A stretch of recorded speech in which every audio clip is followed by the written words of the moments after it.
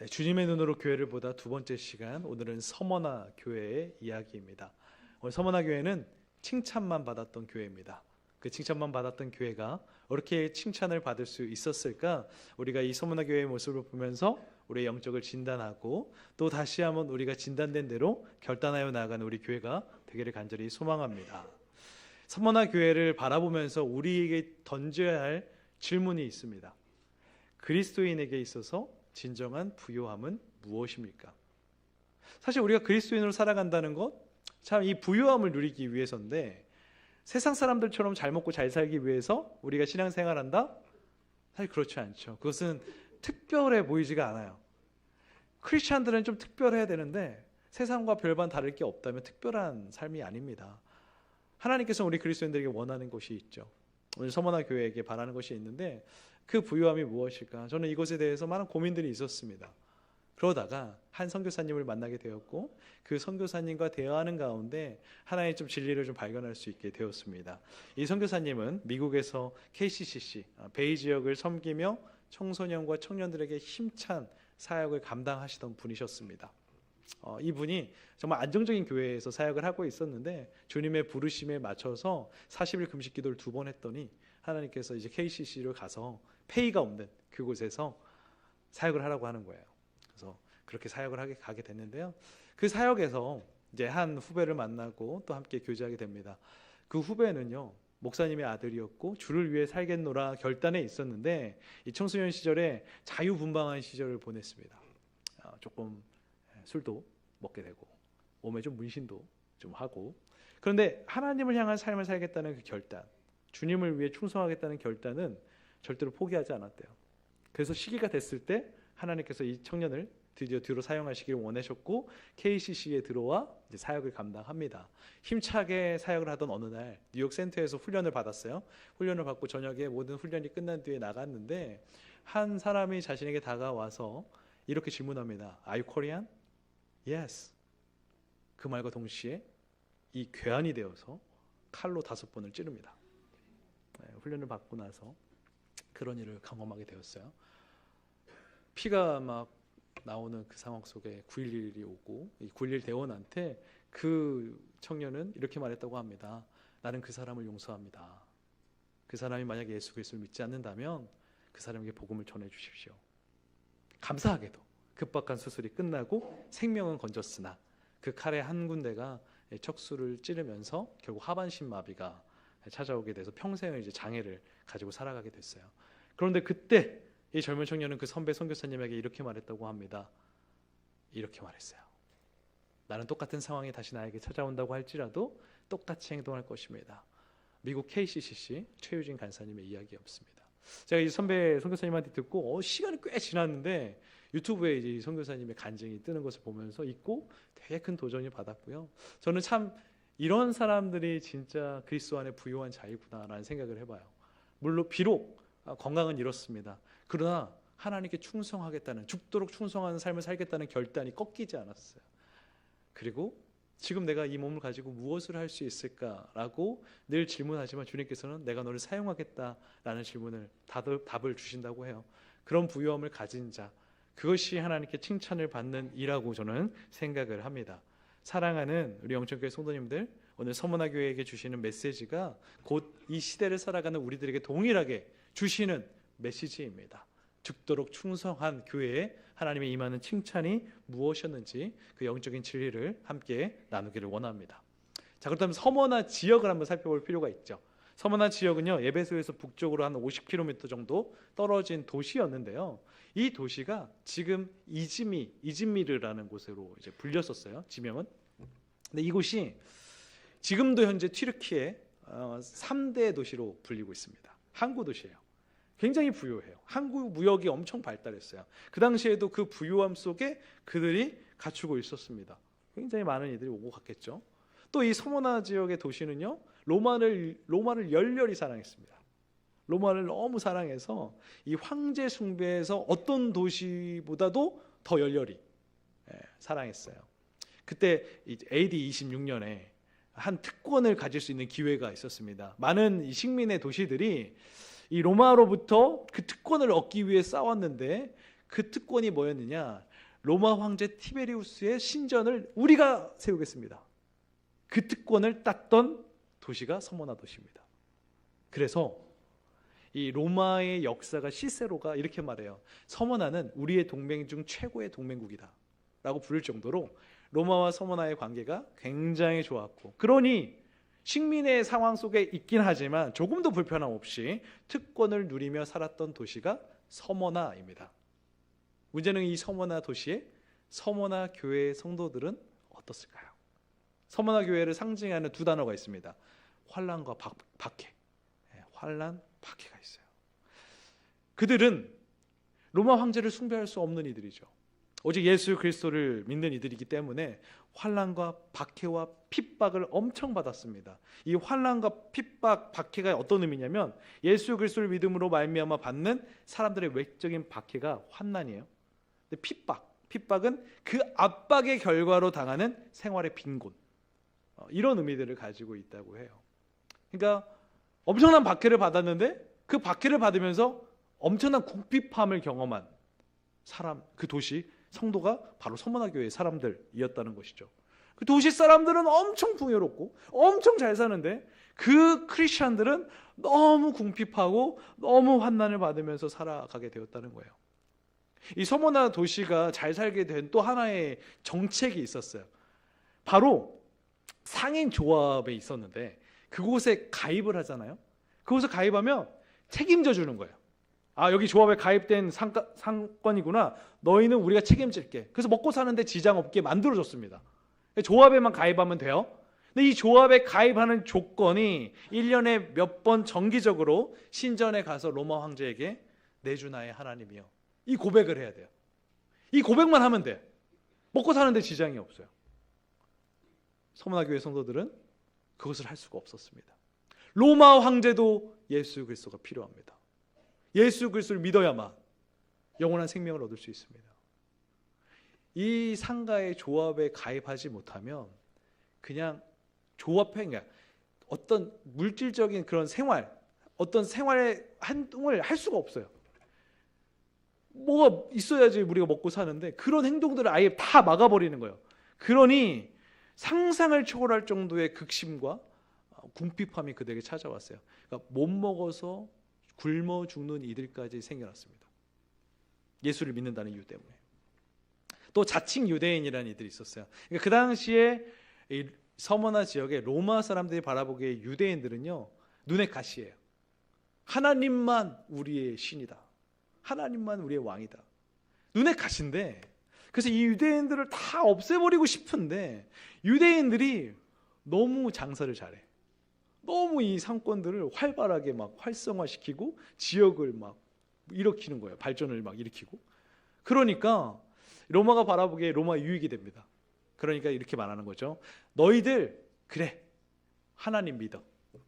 하나님 믿고 우리 황제까지 숭배 안 해도 돼. 그 고백만 조금씩 해줘. 그런데 단 너희들이 그 예배를 드리고 제사를 드리는 것은 회당 안에서만 해. 밖에 보이는 데서 하지 말고 회당 안에서만 하면 우리가 터치하지 않겠어. 그러니까 너희들은 지금처럼 하면 되는 거야 라고 했는데, 이 유대인들이요, 크리스천들을 이 회당 안에 못 들어오게 하는 거예요. 같은 민족입니다. 그런데 예수를 믿는 자들이니까 회당 안에 못 들어오게 하고, 오히려 쟤들은 황제에게 고백하지 않습니다. 황제에게 존경을 보이지 않습니다 라고 로마 당국에 가서 고자질하는 거예요. 고발하는 겁니다. 그러니 또 잡혀가요. 엄청난 박해, 매질을 받게 되는 거죠. 민족으로부터도 보호함을 받지 못했다. 그래서 성경은 이것을 유대인이 아니라 사탄의 회당과 같은 이들이다 라고 말을 하고 있는 것입니다. 그런 상황 속에서도 너무나 감사한 것은 서머나 교회는 믿음을 지켰다는 거죠. 여기서 서머나 교회에게 주시는 하나님의 칭찬 가운데 우리가 누릴 정말 진정한 부유함을 누리는 그리스도인들은 무엇을 기억해야 되는가? 영적인 진리를 함께 나눠보도록 하겠습니다. 먼저 첫 번째는요, 이것입니다. 수많은 어려움 속에서도 하나님께서 알고 계심을 신뢰하는 자들이 진정한 부유함을 누리는 그리스도인입니다. 우리 9절의 말씀 한번 읽어보도록 하겠습니다. 읽겠습니다. 내가 내 환난과 궁핍을 알거니와 실상은 내가 부요한 자니라. 자칭 유대인이라 하는 자들의 비방도 알거니와 실상은 유대인이 아니요 사탄의 회당이라. 아멘. 그리스도인들의 믿음의 걸음이 만만치가 않았습니다. 정말 힘들었어요. 정말 지쳤습니다. 성도님들도 아실 거예요. 내가 혼자 굶는 것은 참을 수 있어요. 그런데 내 가족이 굶는 것은 보기가 너무 어렵습니다. 가장의 무게가 쉽지 않잖아요. 그 가장들이 너무 굶어 힘들어하는 가족과 자녀들을 바라보는 게 너무 힘든 거예요. 같이 함께 예배를 드렸습니다. 드리고 있는데 이렇게 예배를 드리다가 다음 주에 갔는데 한 사람이 없어졌어요. 감옥에 갇혔어요. 또 왔는데 한 사람이 보이지 않아요. 굶어 죽었어요. 예배의 자리, 기도의 자리에 올 때마다 그들의 마음이 많이 무너졌을 것입니다. 민족의 그 비방, 그 자칭 유대인이라는 그 비방 속에서 그들은 고발당했습니다. 그러니까 우리 친일파 있잖아요. 그 일제시대에 우리들을 막 찌르고 하는 그런 친일파 있지 않습니까? 암살이라는 영화가 생각이 나는데 이정재가 원래 독립투사의 가면을 쓰고 있었는데 알고 보니 친일파였던 거죠. 정체가 드러나니까 독립투사들을 다 죽이고 그 독립의 어떤 그들을 습격하려고 했던 그 독립투사들의 정보를 흘려가지고 다 죽게 만드는, 이것들을 생각하면 어느 정도 그림이 그려집니다. 식민의 시대 속에 나라와 민족이 함께 연합하지 못했던, 예수를 믿는다는 이유 때문에 배척했던 그들이 있었는데 그리스도인들은 그것조차도 견뎌내야만 했습니다. 성도님들, 서머나교회 성도들을 한번 생각해 보십시오. 예배하러 모였습니다. 보이지 않아요. 정말 열심히 기도합니다. 근데 기도의 끝이 보이지 않습니다. 그렇기 때문에 그들은 매번 질문했을 것 같아요. 하나님 계십니까? 하나님 우리의 이 아픔을 보고 계십니까? 하나님 언제 일하실 것입니까? 하나님 보여주십시오. 하고 막 이런 기도들을 하고 있었을 때 들리는 거죠. 하나님의 음성이. 내가 내 환난과 궁핍을 알거니와 자칭 유대인이라 하는 자들의 비방도 알거니와. 성도 여러분, 우리가 힘들 때 가장 서러운 게 무엇입니까? 나의 힘듦을 알아주는 이가 없을 때. 나 너무 힘든데 안 알아줘, 공감해 주지 않아. 그러면 서러워요. 제가 인생의 참 첫 번째였던 실패는 결국 이제 재수할 때였는데, 실패를 모르고 살아가다가 이 교만함을 하나님 꺾어주셨죠. 근데 그것이 저에게는 참 힘겨웠던 시간이었던 것 같아요. 그리고 실패 속에서 막 내 스스로가 이제 어둠과 동굴 속에 막 들어가고, 부서 예배 안 가고 자꾸 그런 예배 현장 속에서 자꾸 목사님이 축도를 시작하면 떠나야 되는 그런 아이로 살아가고 있었을 때, 어느 날 아버지께서 와주셔서 그 구석에 있는 저의 손을 잡아주면서 그 따뜻한 온기를 보내주셨을 때, 어머니께서 기도해 주셨을 때, 그리고 아버지께서 이런 말씀하셨어요. 그때 처음 알았는데 아빠도 1년을 쉬어봐서 너의 마음을 알아. 와, 근데 그 마음이, 아, 진짜 나를 공감해 주시는 분이구나, 나의 아픔을 진짜 잘 알고 계시는 분이구나, 이런 생각이 오니까 아버지에 대한 신뢰와 사랑이 더 커지는 것이죠. 사랑하는 성도님들, 하나님이 알고 계심을 우리가 신뢰하잖아요. 하나님이 나의 아픔을 알고 있음을 알잖아요. 그러면 그 하나님에 대한 신뢰가 무한해지는 거예요. 아, 하나님 나의 마음을 알고 계시구나.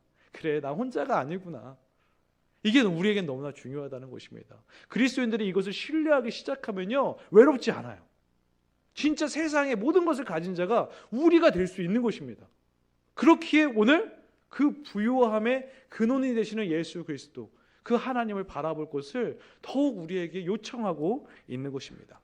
저는 26년 한 해 하나님이 새 일을 행하실 텐데 그 길 가는데 어려움이 찾아올 수 있고요. 그 길 가는 가운데 환난과 핍박과 또 박해도 받을 수 있습니다. 그때 하나님이 이 모든 것을 알고 계시니 우리가 힘차게 가겠습니다. 그 믿음의 결단으로 하나님을 부유하게 살아가시는 우리 영적 영혼 성도님들이 되시기를 주님의 이름으로 축복합니다. 두 번째 기억해야 될 것은 무엇일까? 바로 이것입니다. 우리 함께 이것은 같이 읽어보도록 하겠습니다. 읽겠습니다. 진정한 부유함의 주체를 위해 죽도록 충성하는 자. 진정한 부유함을 누리는 그리스도인 될 수 있어요. 우리 10절 말씀 함께 읽어보도록 하겠습니다. 읽겠습니다. 너는 장차 받을 고난을 두려워하지 말라. 볼지어다 마귀가 장차 너희 가운데에서 몇 사람을 옥에 던져 시험을 받게 하리니 너희가 10일 동안 환난을 받으리라. 내가 죽도록 충성하라. 그리하면 내가 생명의 관을 내게 주리라. 아멘. 자, 예배드리고 있습니다. 기도하고 있습니다. 조금씩 빈자리도 생깁니다. 아니, 일주일 전만 해도 얼굴이 좋아 보였는데 일주일 동안 많은 것을 먹지 못했는지 야유에 있는 사람이 보입니다. 계속 지쳐요. 그런데 하나님의 음성이 들렸어요? 안다. 이 안다는 하나님의 음성이 들렸을 때, 선생님들, 여기에 지금 하나님의 음성이 들립니다. 여러분들 어땠습니까? 어땠을 것 같아요? 막 감격 속에, 그래, 우리 하나님 알고 계시지. 그럴 줄 알았어. 하나님 모르실 리가 없어. 내가 당하는 이 환난과 박해 가운데서도 하나님 한 번도 나를 떠나주시지 않았지. 그래, 너무 좋다. 우리 하나님이 아신다면 이제 이 박해와 환난도 이제 끝나지 않을까? 이제 우리에게 평안을 주시지 않을까? 하나님께서 우리에게 안정감을 주시지 않을까? 이런 기대감이 엄청 커질 거예요. 우린 그럴 거예요. 그런데 갑자기 청천벽력 같은 말씀이 하나님께 들립니다. 무엇입니까? 너는 장차 받을 고난을 두려워하지 말라. 이게 무슨 말입니까? 지금도 힘들었는데, 지금도 환난과 고난 때문에 너무 힘들었는데 장차 받을 고난이냐뇨. 앞으로도 고난이 남아있다는 것입니까? 그러니까 두려워하지 마. 더 큰 고난이 찾아올 거라는 거예요. 근데 두려워하지 말래요. 이 말이 그들에게 어떻게 들렸을까요?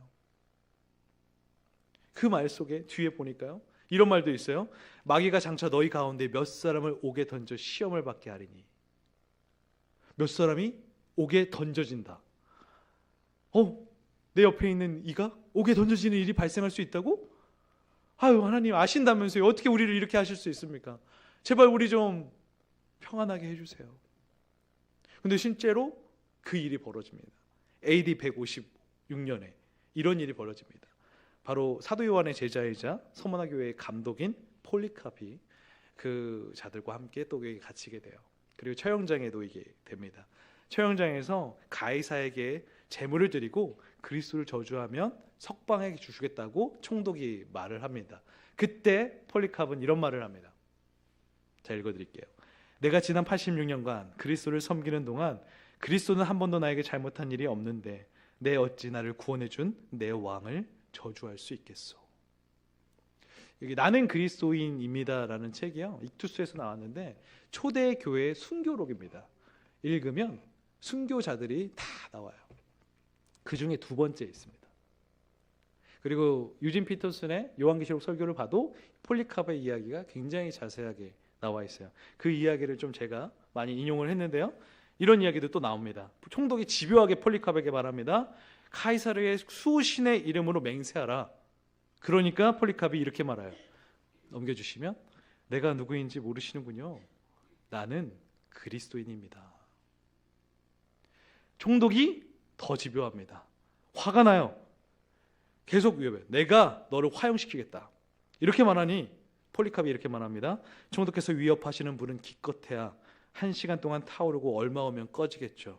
왜 지체하십니까? 자, 원하는 대로 하십시오.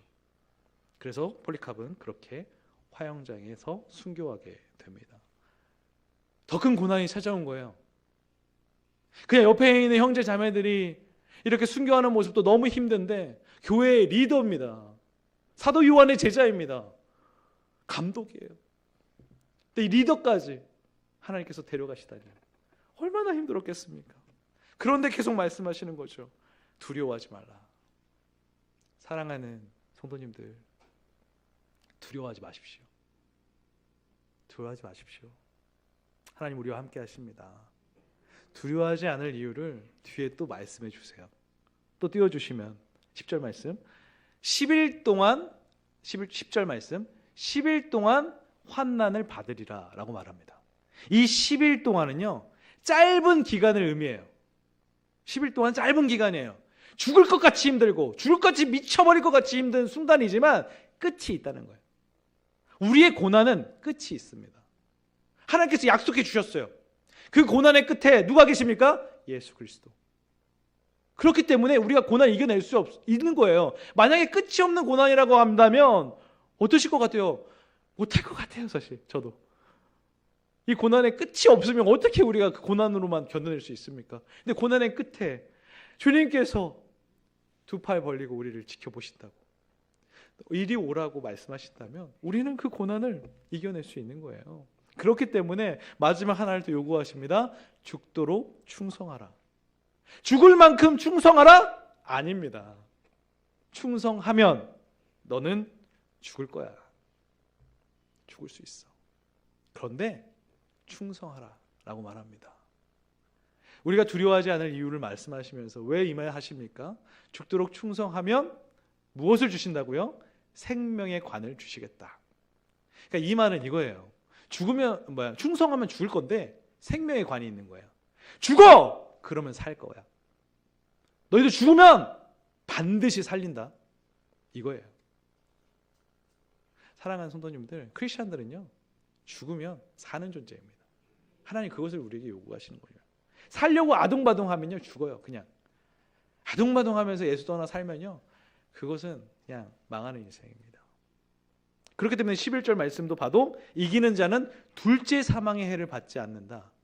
이것은요 육신의 죽음은 찾아올 수 있으나 영원한 생명을 너에게 주겠다. 영생을 보장받는 삶을 산다. 이것입니다. 크리스천의 삶은 이 땅에서의 삶의 끝이 아니라 바로 하나님의 나라, 그 본향에서 영원한 생명을 함께 누리는 거거든요. 우리는 그 길을 향해 가는 거예요. 그러니 너희들 죽도록 충성하라 라고 말씀하고 있는 것입니다. 사랑하는 성도님들, 서머나교회 그런 어려움 속에서도 포기하지 않고 죽도록 충성했기에 하나님께서 칭찬만 하는 거예요. 우리도 칭찬만 받는 교회 되기를 간절히 소망합니다. 죽도록 충성하시면 진짜 사는 인생 될 줄 믿습니다. 그렇기 때문에 오늘요 우리가 부유한 인생을 바라볼 때 이 그리스도인이 어떤 그 부유함의 삶을 살아야 될까? 예수를 바라보면 돼요. 예수님은 어떠한 인생을 살았을까요? 우리가 인간적인 눈, 세상적인 눈으로 보면 정말 가난하고 조금은 배고프고 없는 것처럼 살아나세요. 먼저 태어날 때 길이 없어 천사를 보내어 남의 정혼한 여자 자궁을 빌려 태어납니다. 침대도 없고 그래서 짐승 밥그릇에 놓이게 됩니다. 그렇게 공생의 생활을 하시고 나서 죽을 때 무덤이 없어 아리마대 요셉의 무덤에서 장사되십니다. 그 당시에요 가난한 사람들도요 다 무덤을 준비했어요. 그 이스라엘 유대인들의 문화예요. 그런데 예수님은 무덤이 없으셨어요.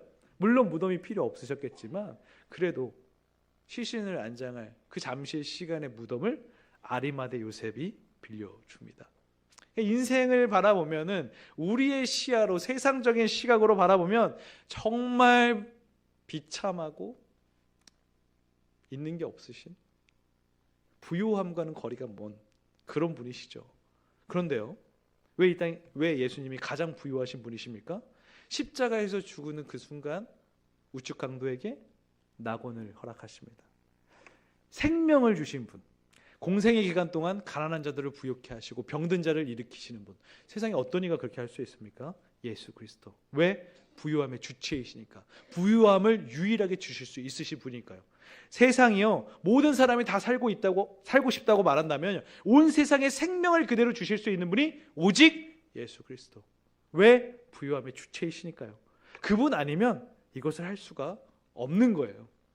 그렇기 때문에 성령의 교회들에게 하시는 말씀을 들으라고 하면서 환난을 잘 견디는 너희에게 둘째 사망의 해를 받지 않을 것이다. 생명을 보장하는 분 오직 예수 그리스도. 이겁니다. 세상이 생명을 줄 수 있습니까? 세상의 만몬이 우리에게 어떤 평온함을 줄 수 있습니까? 못 줘요. 그들은 부유함의 주체가 아니니까요. 우리가 예수 그리스도를 믿는 이유가 무엇입니까? 부유함의 주체이신 예수 그리스도, 그분을 믿으면 그분이 우리의 인생을 책임져 주시니까, 우리에게 영원한 생명을 주시니까 이것을 믿는 거 아니겠습니까? 우리가 서머나 교회처럼 죽도록 충성하여서 오직 예수 그리스도 그 부유함의 주체이신 그분만을 따라 인생을 살아갈 수 있기를 주님의 이름으로 축복합니다. 겉으로 보기에 초라한 모습 볼 필요 없어요. 주님은 정말 내면 안에 부유함을 충분히, 아니 넘치도록 가지고 계신 우리의 주님이셨습니다. 그렇기 때문에 서머나 교회 흔들리지 않았다는 겁니다. 서머나 교회 성도들은요 풍요로운 도시 속에 가난함을 택했습니다. 왜? 예수를 믿어야 되니까요. 예수를 믿음이 그 당시에는 가난이었으니까요. 그럼에도 그것을 택했어요. 풍성한 먹거리보다 굶는 것을 택했습니다. 생명을 연장하기보다는 타협보다는 죽음의 생사를 건 충성을 했습니다. 그러하니 주님께서 이 서머나 교회의 성도들을 향하여서 어떻게 말합니까? 너희가 실상은 가장 부유한 자이다. 세상 사람들이 부유해 보이냐? 아니다. 실상은 너희가 진정 부유한 자이다. 우린 이 평가가 중요한 거예요. 세상적인 평가 중요하지 않습니다. 아무리 우리 안에 성도님들이 막 부유함을 채우려고 해도요, 그곳에 예수 그리스도가 없으면 죄송해요, 성도님들. 우리는 가장 가난하고 비천하고 궁핍한 사람이 될 것입니다. 그러나 세상에 부유함이 없어도 오직 예수 그리스도, 그분께 충성하는 인생을 살아간다면 세상은 우리를 너네는 왜 이렇게 비참하냐, 너희들 왜 이렇게 가난하냐라고 할지라도 우리가 실상 진짜 가장 세상의 모든 것을 소유한 부유한 자인 줄 믿습니다. 올 한 해 하나님이 새 일을 행하실 겁니다. 그 새 일을 향해 걸어가는 모든 믿음의 걸음이 진짜 부유한 자로 그 부유함을 전하는 삶을 살아갈 수 있는 우리가 되기를 간절히 소망합니다. 말씀을 마치겠습니다. 우리의 환난과 우리의 핍박, 박해 주님이 다 아세요. 우리가 할 것은 무엇? 충성. 죽도록 충성하라. 죽도록 충성하면 생명의 관은 우리의 것입니다. 그 생명의 관 취하시고, 생명의 관 우리만 누리면 안 됩니다. 주변에 있는 이들에게 또 이 생명의 관이신 예수 그리스도를 전하여 나아가는 우리 영천교회 올 2026년 되시기를 주님의 이름으로 축복합니다. 기도하겠습니다.